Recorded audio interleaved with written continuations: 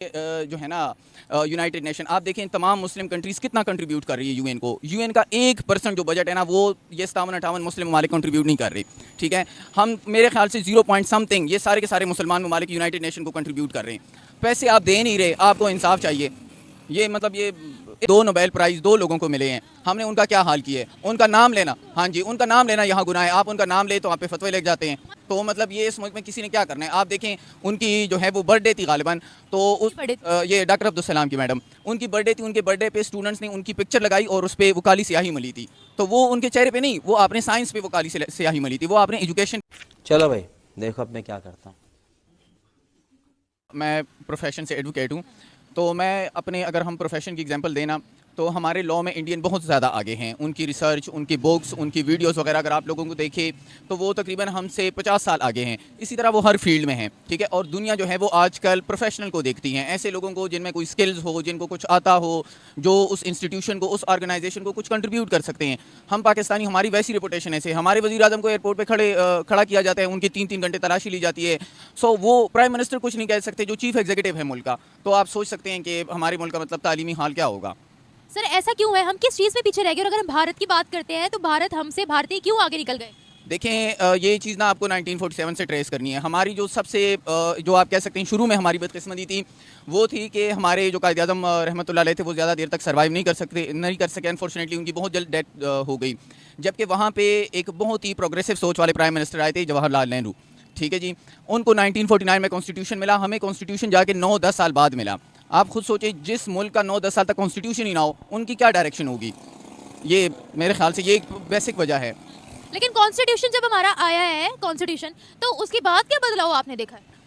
अब उसके बाद भी कोई ऐसा सच बदलाव नहीं आया, क्योंकि ये जो होती है ना कि मतलब एक मुल्क ने चीज़ों को फॉलो करना है, उनकी जो प्रोग्रेस होती है, जो उनकी तरक्की होती है, ये जो है ना पूरी कम्युनिटी की होती है। ठीक है, इसमें अवाम का भी उतना ही हाथ होता है जितना कि किसी पब्लिक ऑफिस होल्डर का होता है। सॉरी मैंने आपको डिस्टर्ब किया है। हम हमेशा कहते हैं पाकिस्तान में टैलेंट बहुत ज़्यादा है, तो बाहर के ममालिक तो ढूंढते ही टैलेंट है, चाहे वो किसी भी कंट्री का हो। फिर ये टैलेंट हमारा जो है वो दूसरे ममालिक के सामने क्यों नहीं आता? वो हमेशा कहते हैं कि भारतीय स्किलफुल होते हैं, स्किल्स उनके पास ज़्यादा होती हैं, उनके पास एक्सपीरियंस ज़्यादा होता है, तालीम ज़्यादा होती है।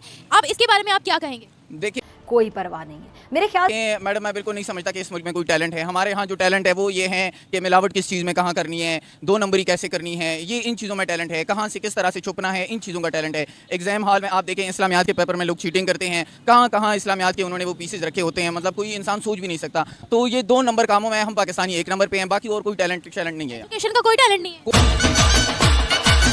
कोई नहीं है। आप देखें इस मुल्क में 2 नोबेल प्राइज़ 2 लोगों को मिले हैं, हमने उनका क्या हाल किया है? उनका नाम लेना, हाँ जी, उनका नाम लेना यहाँ गुनाह है। आप उनका नाम ले तो आप पे फतवे लग जाते हैं, उनका नाम लेना गुनाह है यहाँ पे। तो मतलब ये इस मुल्क में किसी ने क्या करना है? आप देखें उनकी जो है वो बर्थडे थी गालिबन, तो उस ये डॉक्टर अब्दुल सलाम की मैडम, उनकी बर्थडे थी। उनके बर्थडे पे स्टूडेंट्स ने उनकी पिक्चर लगाई और उस पर वो काली स्याही मली थी। तो वो उनके चेहरे पे नहीं, वो आपने साइंस पे वो काली स्याही मली थी, वो आपने एजुकेशन पे मली थी।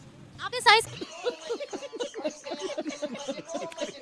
की बात की है। कहाँ है साइंस पाकिस्तान में? बताएं मुझे, क्या ये सोसाइटी साइंटिफिक सोसाइटी है, साइंस को मानने वाली सोसाइटी है? नहीं, बिल्कुल नहीं। साइंस का मतलब होता है आप ऑब्जर्वेशन करते हैं, आप एक्सपेरिमेंट करते हैं, इस पर्पज़ के लिए कि आप किसी लॉजिकल एंड पर पहुंच सके। पाकिस्तानी जो अवाम है ना, वो लॉजिक को कबूल ही नहीं करते। हम शायद 100-2 साल बाद कहीं जाके ना इन चीज़ों पे हमें लॉजिक की स्पेलिंग आएगी तब। अगर हम भारत की बात करते हैं तो वहाँ पर जिस तरह हमारे यहाँ पर अब्दुल सलाम का नाम है ना, डॉक्टर अब्दुल सलाम का, वहाँ एपीजे अब्दुल कलाम का नाम है। तो आप क्या देखते हैं कि आज भी एपीजे अब्दुल कलाम को बहुत इज्जत से वहाँ याद किया जाता है, इवन भारत में नहीं पूरी दुनिया में। इसके बारे में क्या कहेंगे आप? और वो एक थे भी मुसलमान। जी जी बिल्कुल, आप देखें वो प्रेसिडेंट बने, उनको आइडियलाइज़ किया जाता है, उनको पढ़ाया जाता है। हमारे यहाँ तो जो भी लेजेंड्स हैं ना मैडम, आप हिस्ट्री उठा के देखें, जिस बंदे ने मंतक की बात की, जिस बंदे ने लॉजिक की बात की, उसको काफिर कहा जाता है, उसको पता नहीं क्या क्या इल्ज़ाम दिए जाते हैं। तो इस सोसाइटी में किसी का दिमाग तो नहीं ना ख़राब, किसी को पागल कुत्ते ने तो नहीं काटा कि वो फिर लॉजिक की बात करे। हमने यहाँ सर्वाइव भी करना है।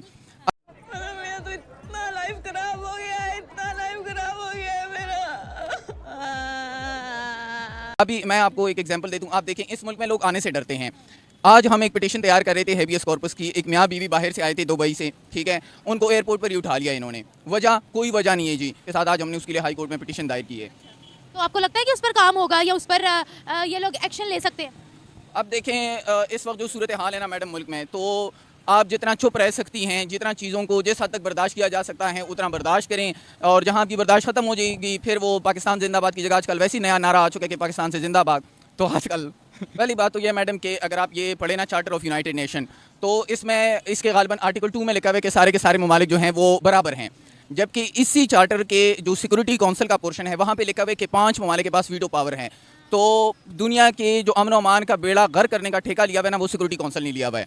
और जहाँ आप पीस की बात करते हैं ना, तो वो दूसरी पीसेज होते हैं, PIECES, टुकड़े टुकड़े करना, ये उनका काम होता है। तो सिक्योरिटी काउंसिल वो तो यही देखते हैं ना कि जहाँ टेररिज्म हो तो फिर उसके लिए हम काम करें, तो फिर आप कह रहे हैं कि वो पीसीस के लिए हो रहे हैं, उसको बढ़ाने के लिए ये काम करते हैं, बनाने के लिए। टेररिज्म फिर हम क्यों उठा के हर बात में यूनाइटेड नेशंस के पास चले जाते हैं कि कश्मीर में ये हो रहा है तो हमें, हाँ हमें इंसाफ चाहिए, कश्मीर में वो हो रहा है तो हमें इंसाफ चाहिए। बात ये मैडम, ये इससे पहले आपने सवाल में पूछा था कि आप पाकिस्तान को कहाँ देखते हैं। पाकिस्तान जो है ना, ये वो खिलाड़ी हैं, वो खेल रहे हैं, हम स्पेक्टेटर्स हैं, तालियां बजा सकते हैं, हाँ ना में जवाब दे सकते हैं, चीज़ों को देख सकते हैं, बाकी हमारे हाथ में अल्हम्दुलिल्लाह से कुछ नहीं है और मुस्तकबिल करीब में कुछ आने वाला भी नहीं है। बात ये मैडम देखें, जो है ना यूनाइटेड नेशन, आप देखें तमाम मुस्लिम कंट्रीज़ कितना कंट्रीब्यूट कर रही है यूएन को। यूएन का 1% जो बजट है ना, वो ये 57-58 मुस्लिम ममालिक कंट्रीब्यूट नहीं कर रही, ठीक है। हम मेरे ख्याल से 0 पॉइंट समथिंग ये सारे के सारे मुसलमान ममालिक यूनाइटेड नेशन को कंट्रीब्यूट कर रहे हैं। पैसे आप दे नहीं रहे, आपको इंसाफ चाहिए। मेरे ख्याल से 2 चीज़ें हैं। एक, प्राइमरी एजुकेशन, जब तक हम इस चीज़ पे फोकस नहीं करेंगे, जब तक हमारा ग्रास रूट लेवल जो प्रोडक्ट है वो ठीक नहीं होगा, हम प्रोग्रेसिव सोच नहीं लेकर आएंगे, तब तक ये चीज़ें आगे नहीं बढ़ सकती। और दूसरी बात है, जो हमारी मतलब रिलीजन है, उसको ना हमें ये चीज़ें डिटरमिन करनी चाहिए कि कहाँ कहाँ तक हमने इनसे रहनुमाई लेनी है, ठीक है, किस तरह से हमने अपनी लॉ मेकिंग करनी है, कितनी चीज़ों को किस तरह से कंट्रोल करना है। एक बाउंड्री होनी चाहिए, जैसे इंक्रोचमेंट होती है ना, तजावुज़ात, तो यहाँ हर बंदा आगे बढ़ चुका है। देखें, वो कॉन्स्टिट्यूशन के बारे में परवेज़ मुशर्रफ साहब ने कहा था ना कि it's just a piece of paper, I think, या ज़ियाउल हक ने कहा था। So indeed it is just a piece of paper. तो इन्होंने कहा था कि it's just a piece of paper. देखिए मैडम, बात ये है, मुल्क को कौन चलाते हैं? एक मशीनरी चलाती है, ठीक है, इंसान चलाते हैं इसको। ये इन इंसानों पे मुश्तमिल जो एक होती है, उसे हम चीफ एग्जीक्यूटिव कहते हैं, सॉरी, उसे हम एग्जीक्यूटिव ब्रांच कहते हैं। अब वो इंसान है ही करप्ट, जो 70-80 करोड़ करप्शन करके इलेक्शन जीता है। आप क्या समझती हैं वो कमाएगा नहीं? पहली बात तो ये, जैसे कांस्टेबल 50-60 लाख देके नौकरी लेते हैं, पहले वो कमाएगा, फिर आप क्या सोचेगा ना। तो ऐसी है, कॉन्स्टिट्यूशन का भी यही हाल है। इंडियंस को आप देख लें, इंडियंस पूरे ओवरऑल उनके डिप्लोमेटिक रिलेशंस क्या हैं पूरी दुनिया से।